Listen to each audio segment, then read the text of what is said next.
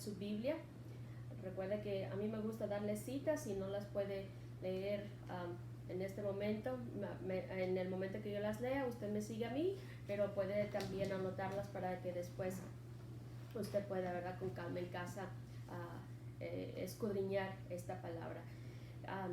Si gusta abrir conmigo sus Biblias en 2 de Corintios capítulo 7, vamos a leer del capítulo 7 al versículo 12. Quiero leerle un poquito para que usted esté familiarizado, ¿verdad?, con esta historia. Yo sé que muchos la conocen, pero quizás necesite refrescar un poquito, ¿verdad?,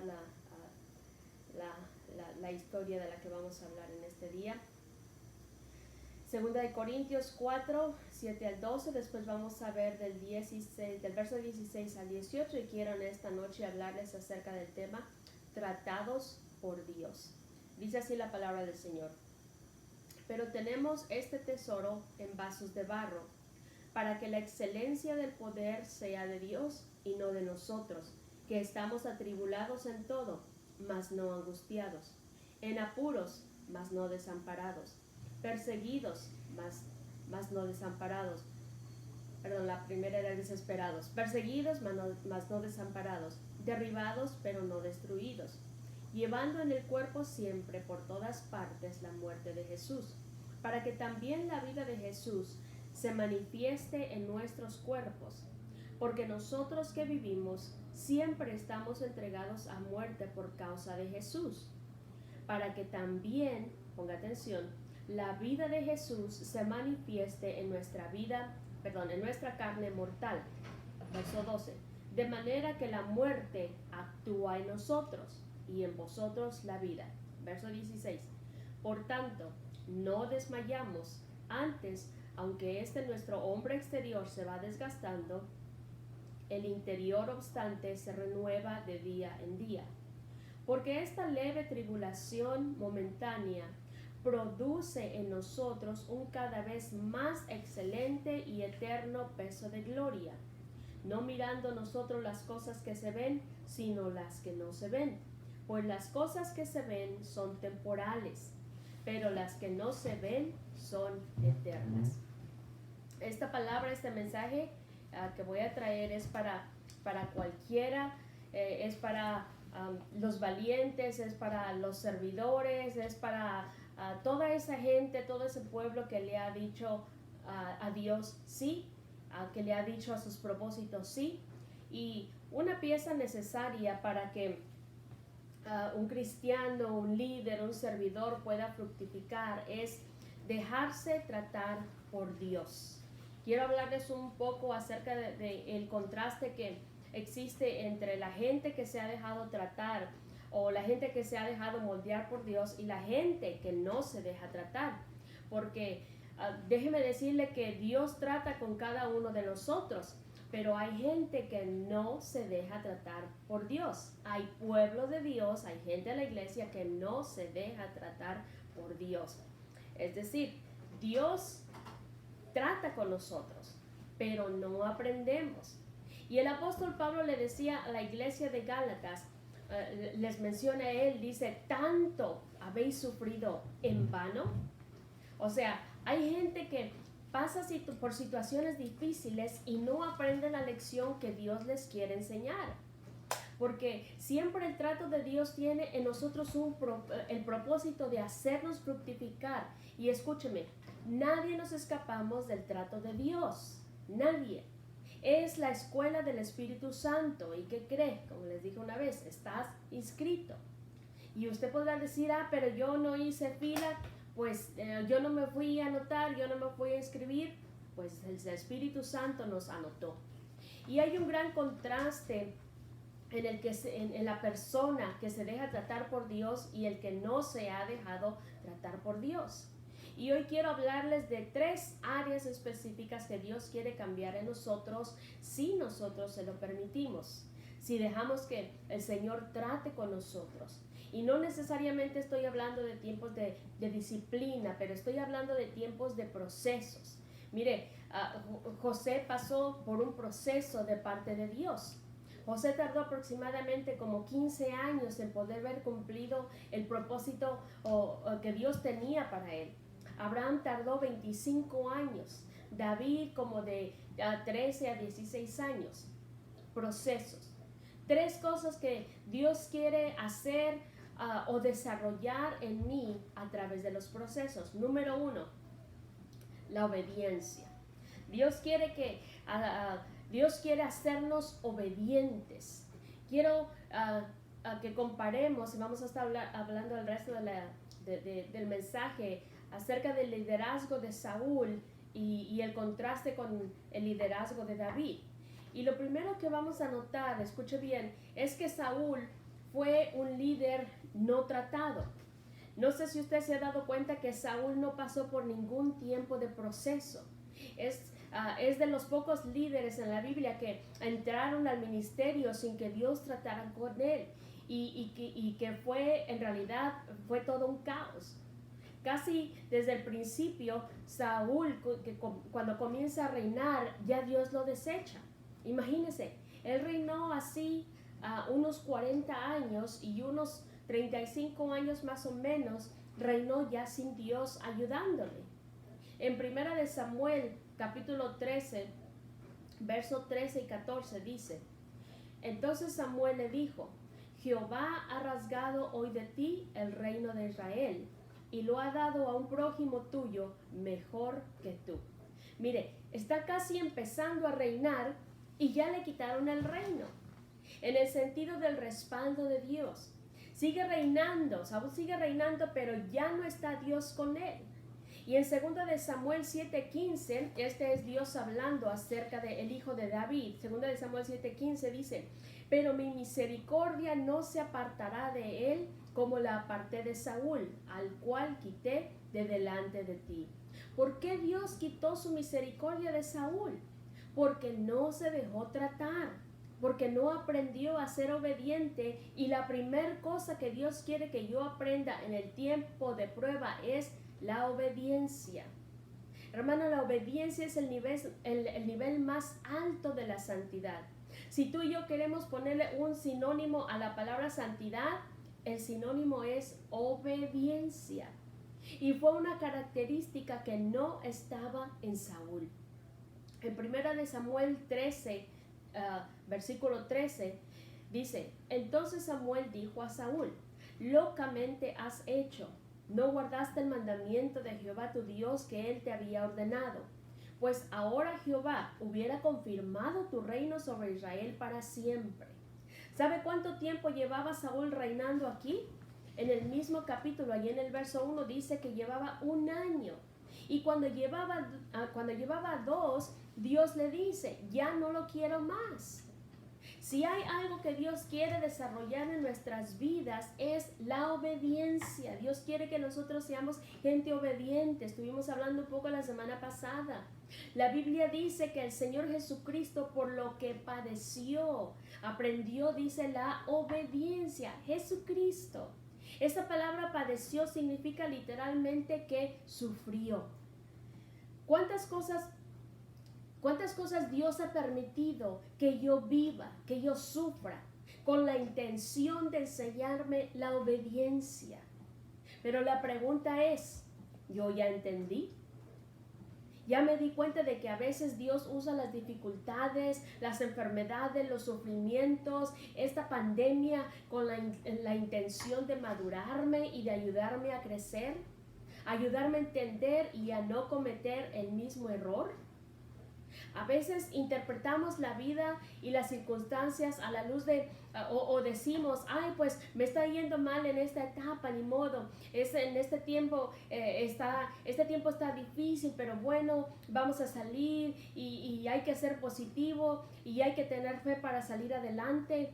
Y es bueno, hermano, sí, qué bueno que tienes una actitud y una fe, una creencia de que de lo difícil va a salir algo bueno, porque esto es bíblico.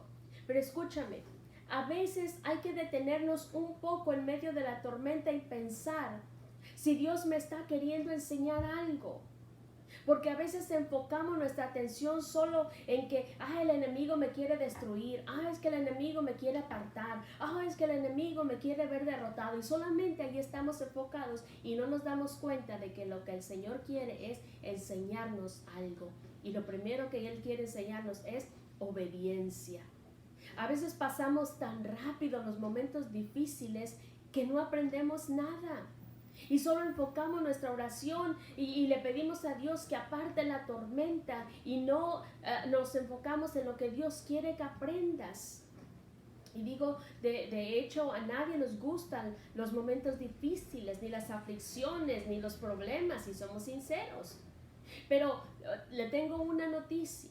Si tú y yo queremos que a través de nosotros fluya la vida de Dios, primero tiene que obrar la muerte.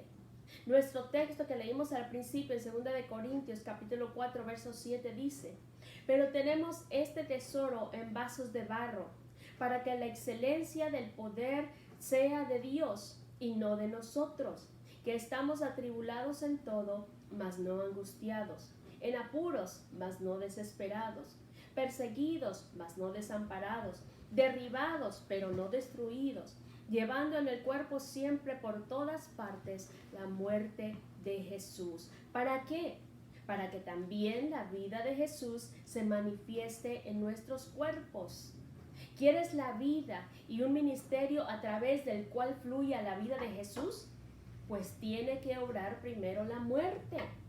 Hay cosas en mí que tienen que morir para que luego fluya la vida, para que pueda fluir el amor, para que pueda fluir la misericordia, la compasión, la obediencia, la humildad. Hermano, ¿cuántos de nosotros no nos hemos hecho más compasivos en ciertas áreas después de que las hemos sufrido? Podemos compartir con otro hermano, podemos traerle consuelo, podemos decirle: sí, yo te entiendo, yo sé que lo que tú estás sintiendo porque yo he pasado por ahí.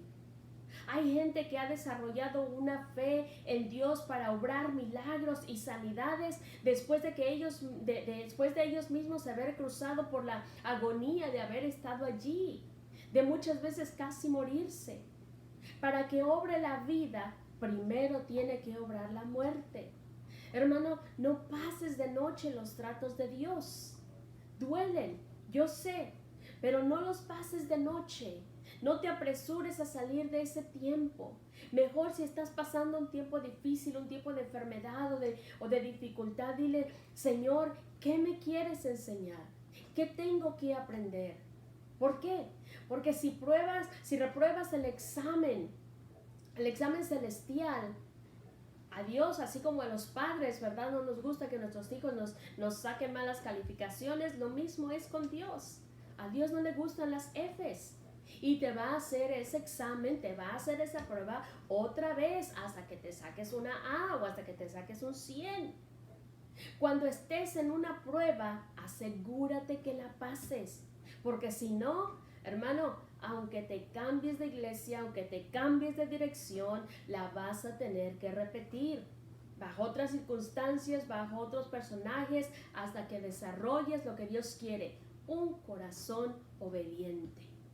Dice el verso 11: porque nosotros que vivimos siempre estamos entregados a muerte por causa de Jesús, para que también la vida de Jesús se manifieste en nuestra vida mortal. Y luego dice el 12: ¿cuál es la meta de atribulados en todo, perseguidos, desamparados?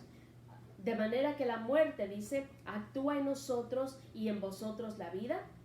¿Qué está diciendo Pablo aquí? Les está diciendo a ustedes, a la iglesia: a ustedes les conviene que Dios trate conmigo, porque entre más Dios trata conmigo, me convierto en un mejor instrumento para bendecirlos, para ser de bendición con ustedes. Y en la vida de Saúl no encontramos un tiempo de trato antes de su reinado. Aún el mismo Jesús fue tratado antes de su ministerio. Pero Saúl no fue tratado. Pero de alguna manera, dado una vez que entró en su propósito, Dios le quiso enseñar estas cosas, pero él no quiso. Y no pudo entender, Saúl no pudo entender que necesitaba aprender a desarrollar la obediencia. En 2 de Samuel están los versos más famosos que todo el mundo, ¿verdad?, nos gusta repetir acerca de la obediencia, cuando dice, porque Dios prefiere la obediencia que el sacrificio. Porque como adivinación, mira, así de grave es, como adivinación y hechicería es la rebelión, o sea, la desobediencia. Dios quiere que yo aprenda a ser una hija obediente. En cualquier ministerio, en cualquier área de mi vida, Dios quiere que yo desarrolle en mi interior, en mi corazón, por la obra del Espíritu Santo y con la ayuda de Él, un espíritu, una actitud de obediencia y también un espíritu de sujeción. Porque sujeción habla de actitud. Obediencia habla de la acción de llevar a la práctica o de ejecutar lo que me están diciendo. Sujeción es la actitud con la que me estás haciendo las cosas, lo que Dios te dijo que hiciera. Y Dios espera de nosotros que cuando somos obedientes lo hagamos con una actitud humilde, con una actitud de amor. Saúl desobedeció 2 veces y eso fue suficiente para que Dios lo quitara de ser rey. Lo que significa que para el Señor la obediencia, hermano, es muy importante. Podemos ser desechados por Dios.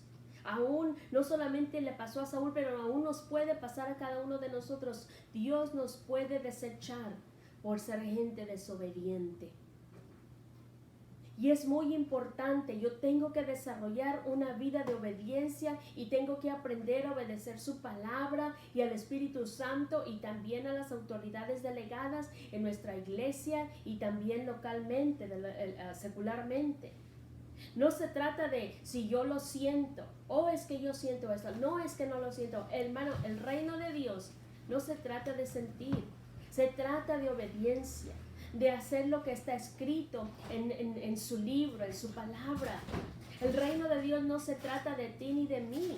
El reino de Dios se trata de Él.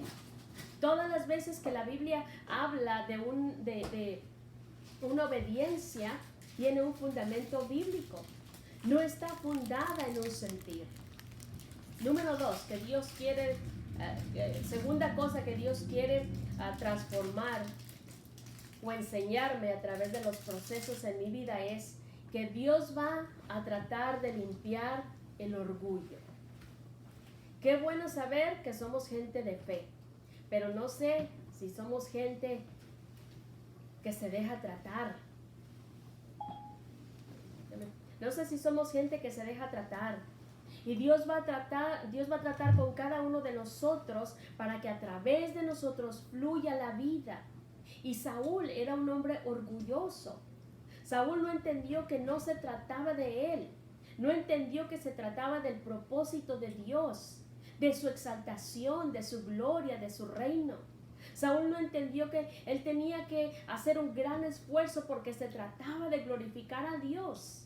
Nuestra vida espiritual, hermano, también de eso se trata, de glorificar a Dios en todo lo que hacemos.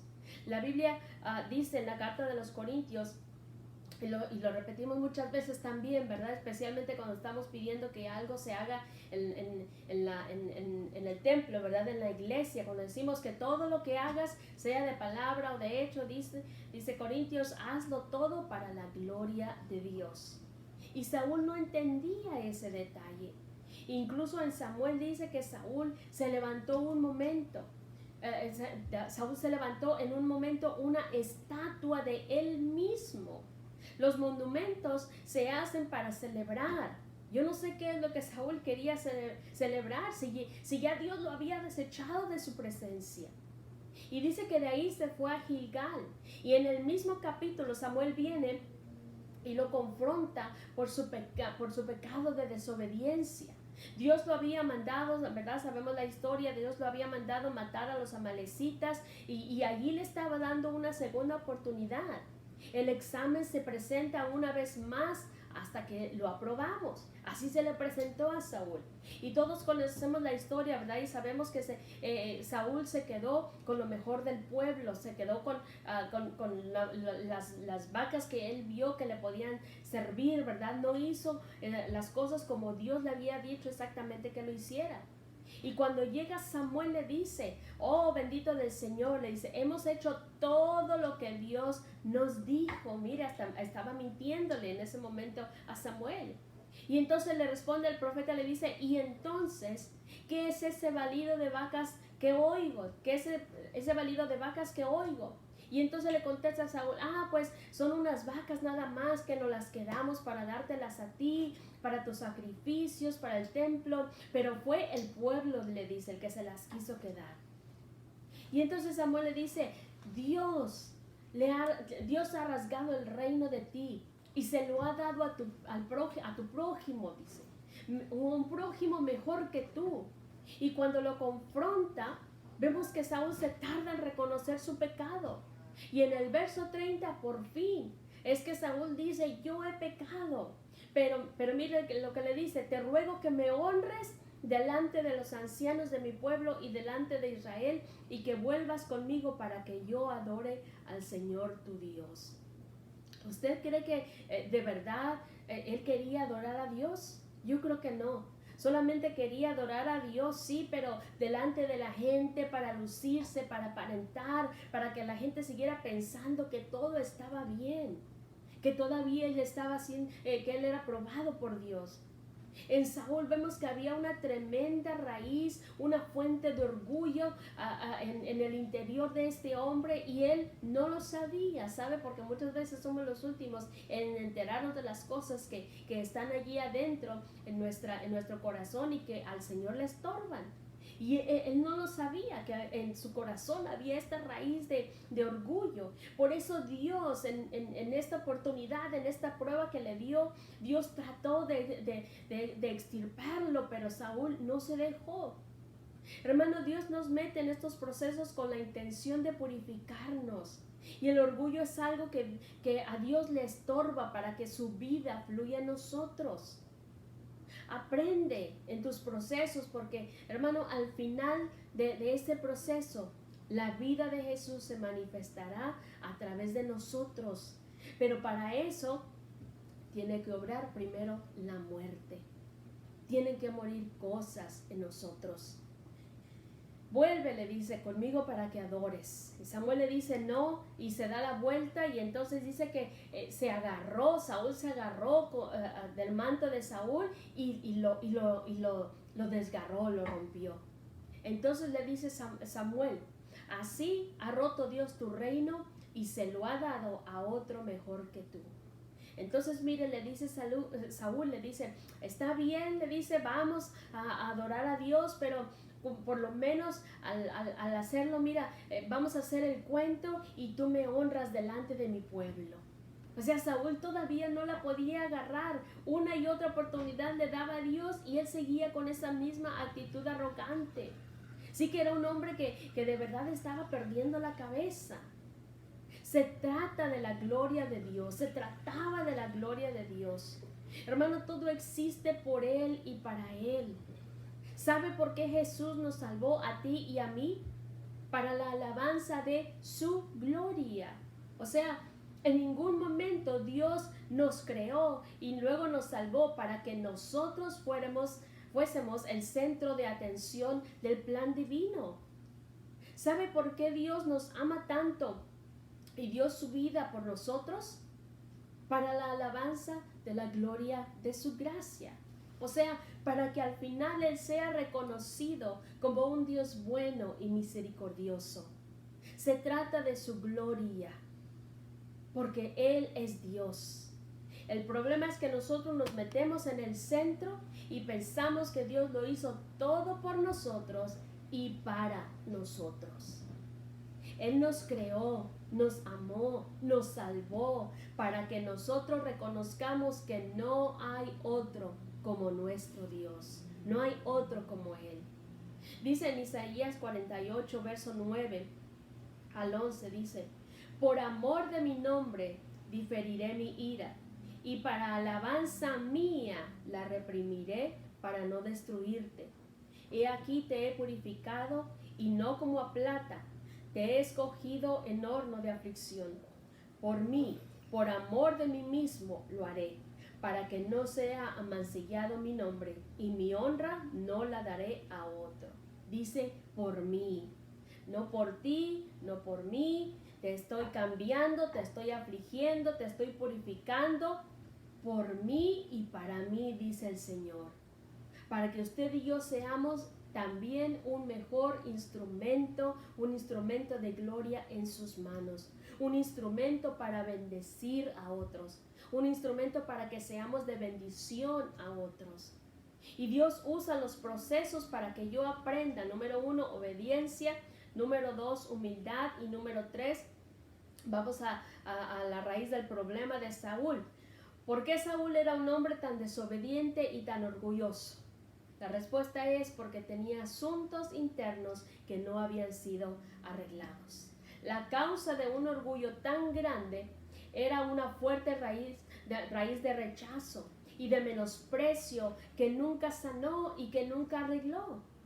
Personas que tenemos o tuvimos una raíz de rechazo en nuestro interior y muchas veces tenemos complejos de menosprecio, de yo no valgo, de inseguridad, mucha timidez. Toda persona que Dios que no le permite a Dios que Él trate con esas heridas, no le permite a Dios que sane esas áreas de su vida, tarde o temprano se manifestará el orgullo. A veces vemos, ¿verdad?, gente prepotente, arrogante. Cuando una persona así la pones en autoridad, hermano, es como si el infierno se desata. Mire cómo en muchos países la gente, ¿verdad?, de gobierno, los policías, ¿sabe por qué esa prepotencia de parte de ellos? Es la señal de que tienen problemas internos en su alma que nunca han arreglado. Pero ahora tienen una posición, tienen un título, tienen una pistola, y por eso es que actúan como actúan.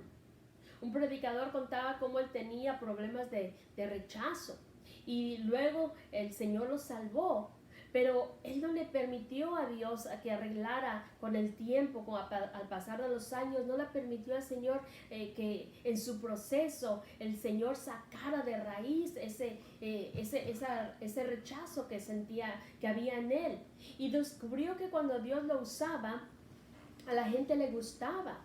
Y descubrió que la gente no lo amaba. Un día se dio cuenta de que la gente no lo amaba por lo que él era, sino por lo que él hacía. Y se dio cuenta que él se estaba vendiendo a los aplausos y a los halagos. Hermano, ninguno de nosotros debemos de amar a nadie por lo que hacen, sino por lo que son. A veces decimos, ¿verdad? Estamos en la actitud de me conviene hacerme amigo del pastor. O me voy a acercar más, voy a hacerme amiga, voy a acercarme a la hermana Lupita porque ella es la esposa del pastor. ¿Ya te diste cuenta cómo toca el piano el hermano de aquella iglesia? ¿Ya te fijaste qué bonito toca el de la batería, ese hermano de aquella otra iglesia? Ay, sí, mira, toca bien, bien bonito, ¿verdad? Pues tráetelo para acá. Y a veces por eso vemos líderes que sacan gente de otras iglesias por sus talentos. No ames a nadie por lo que hace, sino por lo que son. En el capítulo 15, en el verso 17, hablando de Saúl, dice, aunque eras pequeño en tus propios ojos, ¿no has sido hecho jefe de las tribus de Israel y Jehová te ha ungido? Esta palabra pequeño en el original significa cortarse, separarse, avergonzarse o menospreciarse, ser muy poco o pequeñez. ¿Qué significa? Significa que Saúl tenía complejos. Si hablamos del día que lo ungieron, Dios dice que Él hizo convocar a todas las tribus, ¿verdad? Y entre ellos, por supuesto, a la tribu de Benjamín, de donde fue tomado Saúl. Pero dice que cuando lo llamaron, no le hallaron. Si se recuerdan esta historia, no lo encontraban. Y Saúl estaba escondido por detrás de un bagaje. Quizás tenía miedo, quizás tenía temor. Pero fíjese qué cambio tan fuerte. Que se escondió, al principio se escondió, ¿verdad? Cuando lo quisieron ungir para que él fuera rey. Y después en el capítulo 15 hasta una estatua de él mismo mandó hacer. ¿Se da cuenta de ese gran contraste? Hermano, al mundo le gustan las apariencias. Y lo triste es que a veces a la iglesia también nos gustan las apariencias. Pero ¿sabe qué? A Dios no. Él quiere sanar nuestro corazón de toda raíz de dolor, de amargura, de menosprecio. Dice la palabra del Señor que Él vino a sanar a los quebrantados de corazón. La plenitud de Saúl no venía de Dios. La plenitud de Saúl venía de lo que él hacía en el ministerio, en el reino, de sus logros. La gente que no ha sido sanada, que no ha sido tratada o que no se deja moldear por Dios, hermano, muchas veces hasta ve enemigos por todas partes y no toleran que otros estén por encima de ellos o que otros sean bendecidos y ellos no. La frase de Saúl mató a sus miles y David a sus 10,000 alteró lo que Saúl tenía por dentro y veía a David como un enemigo. Pero el enemigo no era David, eran las heridas, eran sus complejos. Debemos dejar que Dios trate con nuestras heridas. Cuando estamos en esos procesos, hermanos, debemos de permitirle al Señor que Él derribe todo orgullo, que Él derribe toda altivez, toda arrogancia, que sea extirpada toda amargura de nuestro corazón. Por eso es importante aprender en nuestros procesos, hablar con Dios en nuestros procesos, depender de Dios en nuestros procesos. Porque sus procesos son para limpiarnos, para sanarnos, para que muera en mí toda desobediencia, toda rebeldía, toda incredulidad, para que la vida de Dios pueda fluir en ti y en mí, y para que seas, hermano, un instrumento de su gloria. Dios es bueno. Y es por eso que Él quiere tratar con nosotros, para que aprendamos obediencia, humildad y para que en esos mismos procesos Él pueda sanar nuestras heridas. Vamos a orar en esta noche. Padre, te doy gracias, Señor, en esta tarde preciosa, Señor, por la vida de cada uno de mis hermanos que han escuchado esta palabra, Señor. Muchos de nosotros quizás estamos pasando en este momento, Señor, y a nuestros hermanos que están acompañándonos, quizás